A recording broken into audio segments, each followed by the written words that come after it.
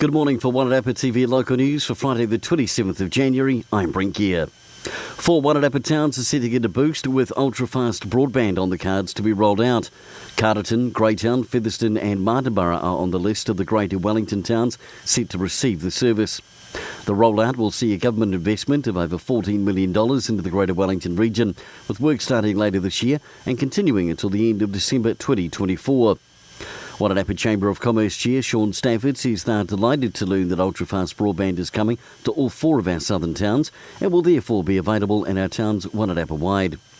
Communication and connectivity is a major focus for our Business Leaders Network group, who have been lobbying on behalf of business to tackle this issue. Volunteer work to protect Wellington Region's special places from weeds, pests and predators will receive a valuable boost through the Dog Community Fund, says Conservation Minister Maggie Barry. The Castle Point Ratepayers and Residents Association and Te Hiki a Papauma have been awarded $33,000 to help set up a native plant nursery, and the Aorangi Restoration Trust will also receive $20,000 to develop an ongoing plan for restoration of the Aorangi Forest Park near Martinborough. And in sport, the Giant softball teams are back in action this weekend. The P3 men play Wainui away, as well as the under-15s, and the women play Stokes Valley, while the Presidents will play Railways. For Wairarapa TV Local News, I'm Brent Gare.